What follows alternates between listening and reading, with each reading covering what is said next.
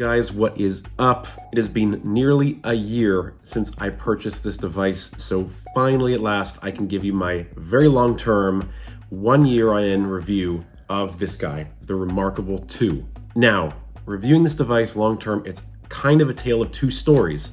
About halfway through my ownership experience with reMarkable 2, the reMarkable Connect service came out. So if you're interested just in finding out how my perspective on reMarkable has changed since then, you can click the time code down below to skip ahead to that part of the video.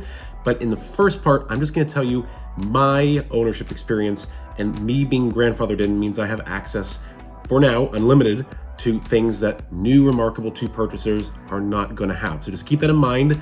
I'm giving you my thoughts in my ownership experience because I have features that some people might have to paywall to get through to use, or some people may not get at all if they don't pay for them. So with that in mind, let's jump into it.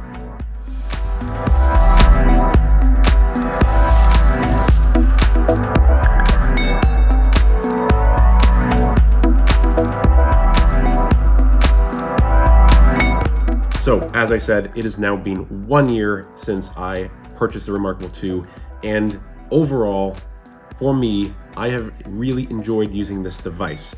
Now, if you've watched my initial review and my initial couple of months in review, you will know that I did mention that although the hardware on this guy is absolutely fantastic, really well built, really solid, very sturdy, the software is still a little bit something to be desired. Now, by no means is the software completely underwhelming. Let's face it, the reMarkable 2 is sold as a device to declutter your life and get more done with less. It is a journal, it is a e-reader, it is a jot book, it is a note-taking device, a sketch pad, an ebook reader, that sort of thing. It is not an iPad, it is not a tablet, it is not a phone replacement, it is none of those things. And for me, knowing that full well getting into this purchase, I have not been extremely disappointed in any particular avenue during my year with the reMarkable 2.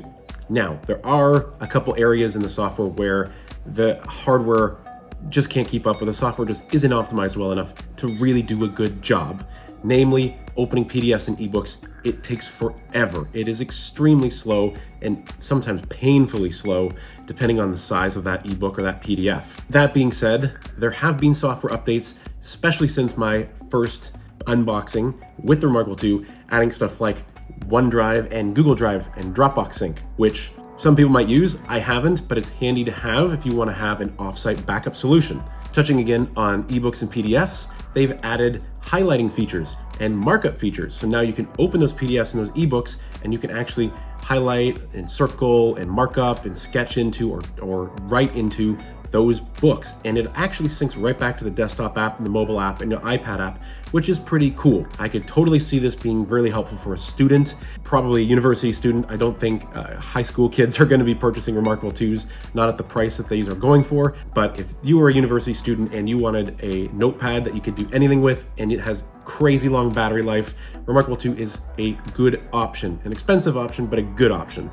And the markup features that they've added along the way, I think would be super helpful for somebody in that situation. Now, I have, throughout my 1 year with reMarkable, done a lot of converting to text and emailing, and that works pretty darn well, even though my handwriting is garbage, which is pretty cool to see that the AI and the smarts in this reMarkable can interpret what I'm actually writing and get it out. And you can do multiple emails, you can send a bunch of different people at the same time, and you can do customized subject lines, and that's all great, but I do wish sometimes you could do a little bit more with it. If it could instantly copy paste and sync with my iPhone or my desktop, just even through the reMarkable app, and I could then, pop that into Evernote or pop that into Pages or Word or whatever I'm working with, that one less step would save me the time of opening my email, copying and pasting, then going into the app that I actually want to have that text in. That's the biggest drawback, really, with the software sync in the desktop, in my opinion, is that everything in the desktop and iPhone apps is not really a quote-unquote working copy.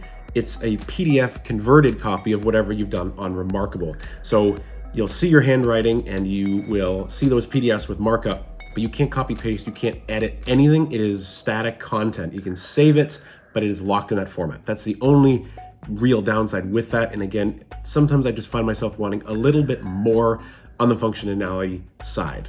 But overall, the software is slowly but steadily improving. I've probably installed 7, if not more, updates since I purchased this device about a year ago. So they are definitely working on this device. They are maintaining it, and it is slowly and steadily improving and getting new functionality. If it weren't for the Connect service, I would feel very confident that a reMarkable purchaser now, a new reMarkable purchaser now, would be happy with the long-term lifespan of their product and the longevity of their product. But let's switch gears and talk about the Connect service. If you bought a reMarkable 2 a year ago, like I did, you got access to cloud sync, cloud storage, Google Drive, Dropbox, OneDrive integration, handwriting conversions, screen sharing, sending by email, all this good stuff. About halfway through my purchase experience with reMarkable 2, they came out with this new subscription software service called Connect. Unfortunately, this means that if you buy the reMarkable 2 today, you are just getting note storage on this device. You can't get them off. And in that case, this is a useless purchase for 99.9% of people. Unless you just want to journal for $500 and you're never, ever going to need to get the content off of it, it's not a good purchase decision for you, and it's definitely a bad step for reMarkable as a business. You can pay between $7 and $10 per month to get onto the Connect service. There's Connect Lite and Connect Complete, or I guess just Connect. Connect Lite is going to get you cloud storage and all your notes on the device. So you can sync them back to the reMarkable desktop app or the phone app or the iPad app, and you can save them again in PDF version. But for $7 a month, it's something that should just be in the box, right out of the box, period. The full Connect plan, which is, again, $10 per month, that's getting you everything that I currently have for free as part of my grandfathered in package, which is your cloud storage, your OneDrive, Dropbox, Google Drive sync, your handwriting conversion, sending by email, all these things that made this device noteworthy, made it feature rich, made it a headliner. All those things now are behind a paywall. Now, here in Canada, the reMarkable 2 is going to run you $579 just for the device. You're going to get a 100-day free money-back guarantee where you can test out the device, send it back anytime. You're also going to get Connect Full during that time as a free trial, so you can really dive in and see everything that this device has to do. But now, purchasing reMarkable 2 becomes a very difficult decision, because at $579 plus the marker, which is starting at $100 or $180 for the marker plus the Connect service at $10 per month, that's an extra $120 per year after your trial, you are entering very expensive iPad Air, iPad Pro territory within a very short window of time. And I don't think I have to tell anybody watching this video about this device that those two different units are way more powerful, way more feature packed, and are definitely going to last you a heck of a lot longer. Only other thing reMarkable 2 is offering you at this price point with that Connect subscription is a 36-month extended warranty. Now, I'm a year in, I've not made a single warranty claim, and I haven't had any hardware issues or any big software glitches at all. I haven't needed to contact support for anything, but your mileage may vary. If I drop this device tomorrow, what's going to happen? What does that process look like? I don't know personally. I have read some horror stories online, and a lot of you have commented on my videos and told me you've had bad experiences with reMarkable on the customer service end. So, in summary, 1 year in, I still love this device. I'm still happy with it. I got what I consider now to be a really good deal when I bought it. But to be totally honest and blunt and direct with you, if you're in the market for a new device, this is your first time purchasing something like this, I don't think I can really recommend this anymore, knowing that it is going to very quickly outprice or become outpriced up against iPad Air, iPad Pro even. For that kind of money, you can just put it in airplane mode when you really want to focus and just dive in, and you can sketch and take notes right under those devices using the Apple Pencil, which is going to run you almost as much money as the marker from reMarkable anyway. That's been my 1 year long-term updated review of reMarkable 2. If you got in early, if you backed these guys back in the day, I think you've made a good investment. And for everybody else, the market has changed and the market has spoken. There's better options out there, and I think you should do a little more homework and really look into what you want before you make your decision and pull the trigger. Thanks for watching, guys. We will see you back soon with another video.